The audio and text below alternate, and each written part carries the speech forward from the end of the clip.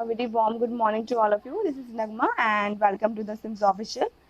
Students, हमने last lecture में अपना लाइसोसोम स्टार्ट किया था that what is lysosome and आप स्लाइड्स में देख सकते हैं दैट हमने ये सब डिस्कशन किया था that lysosome were discovered by the Belgian scientist Christian de Duve and who give the term of the lysosome and suicide bag of to the lysosome. उसके बाद हमने देखा था दैट स्ट्रक्चर के बारे में हमने थोड़ा बहुत देखा था इसका. नेक्स्ट हमने टाइप्स की बात की थी इन विच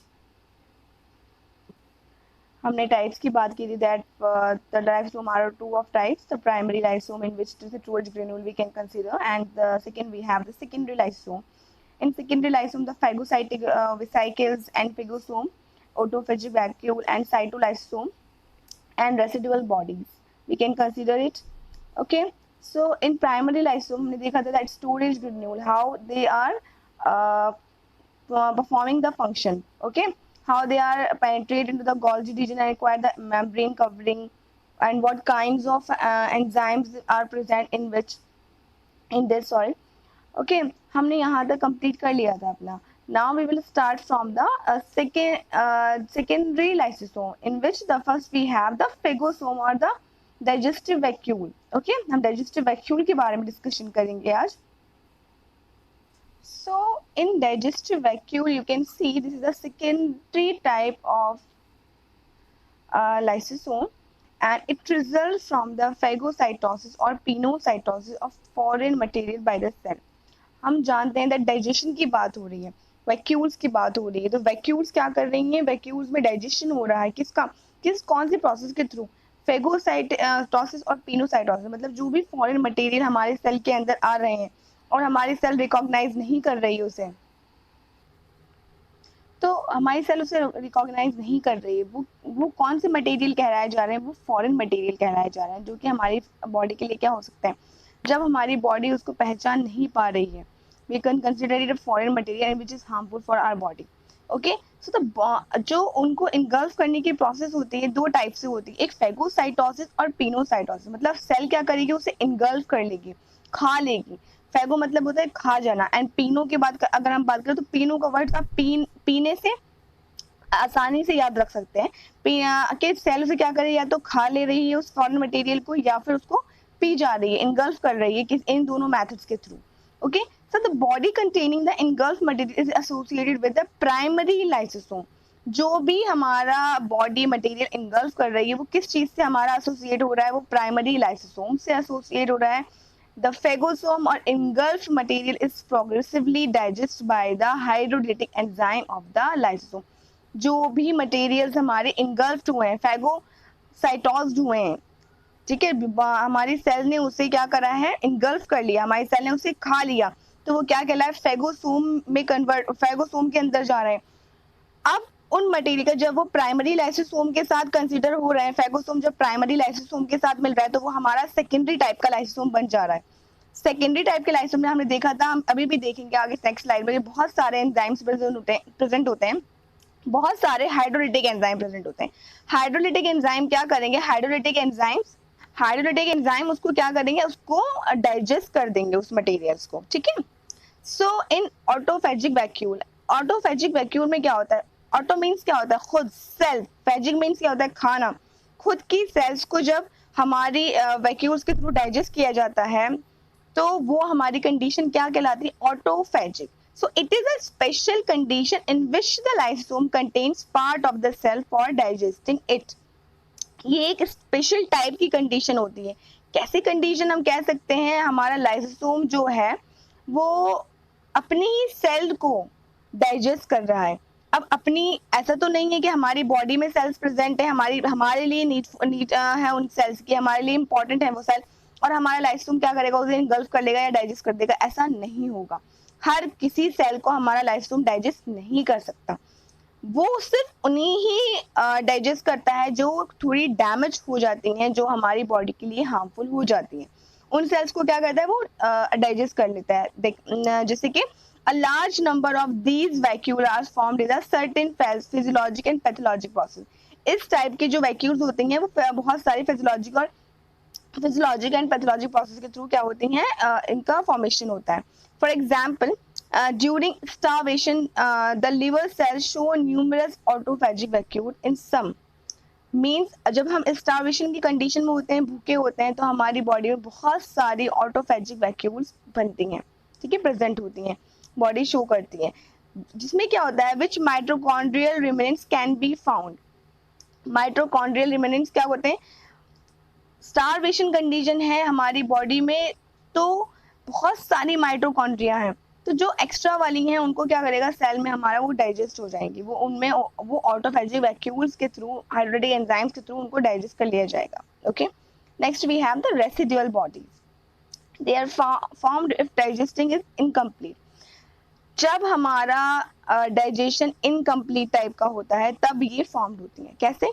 In some cells such as amoeba and other protozoans, these residual bodies are eliminated by diffection. ये residual bodies जो होती हैं कुछ cells में, हमारी amoeba और protozoans में, ये diffection के through eliminate की जाती हैं. They may persist with the cell playing an important role in aging. ये एजिंग की प्रोसेस में भी बहुत ज़्यादा इंपॉर्टेंट रोल प्ले करती हैं. कैसे? हमारी सेल्स देखिए पुरानी होती जाती हैं, and nerve cell is the only cell we can not replace it. Nerve cell हमारी बर्थ टू डेथ, हमारी एक ही पूरी बॉडी में एक टाइप की ही सेल रहती है हमारी, वो चेंज नहीं होती है, उससे न्यू सेल्स नहीं बनती. उसके डेंड्रॉन और इंट्रॉन्स तो, डेंड्रॉन और डेंड्राइट्स तो चेंज हो सकते हैं, वो फिर न्यू फॉर्म हो सकते हैं, बट हम अगर पूरे नर्व सेल्स की बात करें तो वो नहीं होते. तो इससे हमें किसी भी एनिमल की एज का भी आइडेंटिफिकेशन हो रहा है, ठीक है, आइडेंटिफाई हो रही है. Next we have the distribution. The complete range of distribution of lysosome has not been determined, but they have been observed in kidney, liver, spleen, brain and thyroid cells of mammals and some protozoa. Means इसका क्या मतलब है students? देखिए, बहुत हमारी lysosome में क्या है, कंप्लीट, हम इसका कंप्लीट रेंज ऑफ डिस्ट्रीब्यूशन अभी नहीं बता सकते. कंप्लीट रेंज का मतलब ये कहाँ कहाँ कौन कौन सेल में कौन कौन से टाइप्स के लाइसोम प्रेजेंट होते हैं, हम ये नहीं कह सकते. बट इनका जो डिटर्मिनेशन हुआ है, इनको जो डिटरमाइन किया गया है, वो हमारी किडनी सेल्स में, लिवर सेल्स में, स्प्लीन में, ब्रेन में, थायराइड सेल्स में, मेमल्स की एंड प्रोटोजोआ में देखा गया है, ठीक है, ऑब्जर्व किया गया है. They occur in almost all animal cells. It is a unique character of animal cells. ये हमारी ऑलमोस्ट सभी एनिमल सेल्स में प्रेजेंट होती हैं. ओके, अगर हम प्लांट्स की बात करें, प्लांट्स में भी ये प्रेजेंट होते हैं हमारे lysosome, but we call it in other name, लेकिन एनिमल सेल में ये प्रेजेंट होंगे ही होंगे. Okay, the structure similar to lysosome have also been observed in plant cells also. Okay, sometimes it is absent in plant cells. Okay, कुछ plant cells में ये absent होती हैं, कुछ में हमारे इसी से सिमिलर स्ट्रक्चर हमें प्लांट सेल्स में देखने को मिलते हैं. ओके, ओरिजिन, इनका ओरिजिन कैसे हुआ है लाइसोसोम्स का? किसी भी चीज जब तक पैदा नहीं होगी, जब तक बनेगी नहीं, उसका ओरिजिन नहीं होगा, तो हम उसके बारे में कैसे स्टडी करेंगे? ओके, हमारा भी ओरिजिन हुआ है. कोई भी चीज होती है, हम जो चीज इस्तेमाल करते हैं, नॉन लिविंग की बात करें तो उनका भी क्या होता है, इन्वेंशन होता है. तो इसका भी क्या होगा, ओरिजिन होगा. लाइसोसोम का ओरिजिन कैसे हुआ है?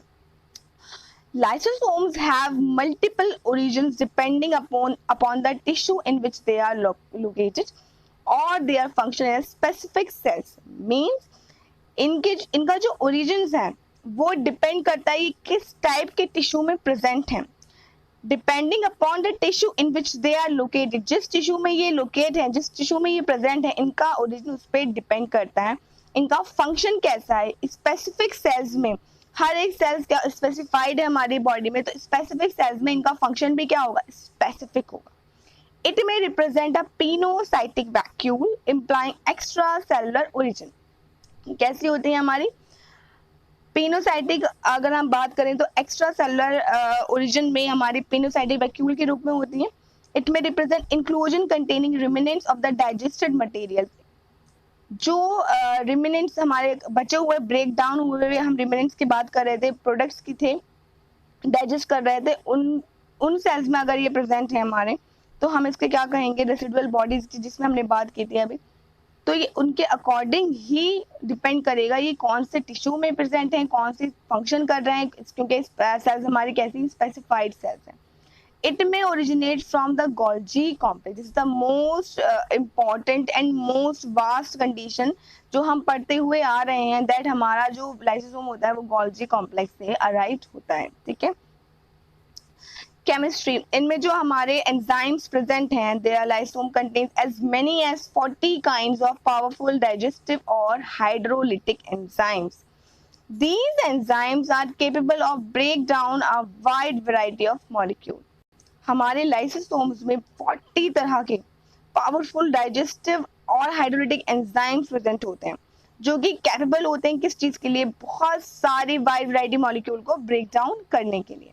Okay, the simplest chemical definition of a लाइसोम, a body rich in acid hydrolase. अगर हम सिंपल वे में इसका डेफिनेशन देखें, केमिकली डेफिनेशन देखें हम इसका लाइसोसोम का, तो क्या निकलता है, एक बॉडी जो बहुत सारे एसिड हाइड्रोलेज कंटेन करती है, ठीक है, जिसके अंदर बहुत सारे एसिड हाइड्रोलेज प्रेजेंट होते हैं. So lysosome enzymes work best at acidic pH. जो हमारे लाइसोसोम्स के एंजाइम्स होते हैं वो जो अपना काम करते हैं वो हमारे एसिडिक पीएच पे ही जो काम है वो सबसे बेहतर करते हैं, ठीक है.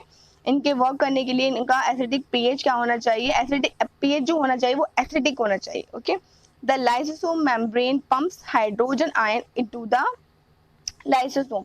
जो हमारी लाइसोसोम मेम्ब्रेन के अंदर जो बाहर सेल के बाहर लाइसोसोम के बाहर जो हमारे एच आयन प्रेजेंट है, वो लाइसोसोम की मेम्ब्रेन पर जो पंप्स प्रेजेंट होते हैं, हाइड्रोजन आयन पंप्स प्रेजेंट होते हैं, उसके थ्रू क्या होते हैं, अंदर आते रहते हैं.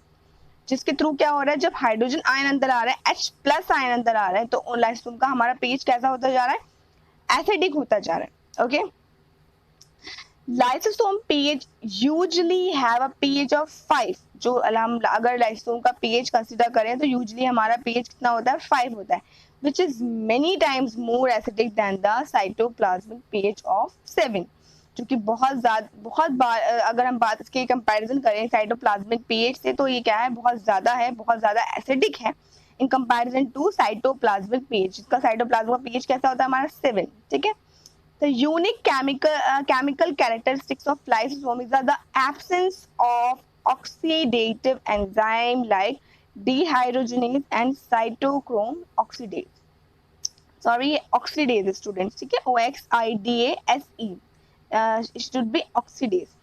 जो हमारा यूनिक केमिकल कैरेक्टर होता है लाइसोम का, वो क्या होता है, इसके अंदर हमारे ऑक्सीडेटिव एंजाइम्स प्रेजेंट नहीं होते. 40 टाइप्स के हमारे एंजाइम्स प्रेजेंट हैं, लेकिन वो कौन से हैं, हाइड्रोलेज एंजाइम्स हैं, ठीक है, डाइजेस्टिव एंजाइम है, जो कि चीजों को क्या कर रहे हैं, जो कि हमारे फॉरेन मटेरियल हैं या हमारे बॉडी में कोई ऑर्गन, हमारा कोई सेल्स, ऑर्गन के हमारी कोई सेल्स खराब हो गई हैं, डैमेज हो गया है कोई पार्ट, उसको डाइजेस्ट करने के लिए, तो वो कैसे हैं, हमारे हाइड्रोलिटिक एंड डाइजेस्टिव एंजाइम है. But in this the absence of oxidative enzyme, इनमें ऑक्सीडेटिव एंजाइम प्रेजेंट नहीं होते हैं. अगर हम ऑक्सीडेटिव एंजाइम की बात करें तो dehydrogenase and cytochrome oxidase is not present in this. Okay, when the lipoprotein membrane of a lysosome is disrupted, all the enzymes are released simultaneously and become active. क्योंकि हमने अपने लास्ट वीडियो में देखा था दैट जो हमारे lysosome की membrane होती है वो कैसी होती है, लाइपोप्रोटीन की बनी हुई होती है. एंड अगर वो लाइपोप्रोटीन की मेम्ब्रेन क्या हो जाए, डिस्टर्ब हो जाए, तो उसकी जितने भी लाइसोसोम के अंदर कोई भी अगर मटेरियल किसी भी चीज के अंदर प्रेजेंट है और अगर हम उसकी मेम्ब्रेन को ही डैमेज कर दे, तो क्या होगा, मटेरियल सारा बाहर चला जाएगा. तो जितने भी हमारे लाइसोसोम के अंदर एंजाइम्स प्रेजेंट हैं वो बाहर रिलीज हो जाएंगे. Okay, as long as the membrane is intact or unchanged by the contact with other cellular structure, the enzymes are inactive. जब तक कोई किसी भी बॉडी या किसी भी सेलुलर स्ट्रक्चर से इनका इंटैक्ट नहीं हो पाएंगे, कांटेक्ट नहीं हो पाए, तब तक जो इसके एंजाइम्स हैं, ऐसा समझ लीजिए कि कोई भी अब तक फॉरेन मटेरियल अंदर नहीं आएगा, बॉडी हमारा रिस्पॉन्स प्रोड्यूस नहीं करेगी, या कोई हमारे बॉडी में प्रेजेंट पार्ट कोई भी डैमेज नहीं है, अगर सब कुछ ठीक है, जब तक इसके एंजाइम्स क्या होंगे, ये हमारे इनएक्टिव कंडीशन में ही रहेंगे. ठीक है, ये अनचेंज रहेंगे, इनमें कोई चेंजेस नहीं आएंगे. Okay student, so students, this is all about the today's video. I hope all you are understand what is lysosome, and we have completed the lysosome. In the next lecture we will start the vacuole or cell, other cell organelles. So till then, just watch the videos, watch all the lectures of your class 11th, and if you have any query, any doubt, just comment in the comment section. अगर आपको कोई भी doubt आता है तो comment section में आप comment कर सकते हैं, अदरवाइज आप मैसेज भी कर सकते हैं. Just be safe and be careful about your studies, and best of luck, and thank you so much.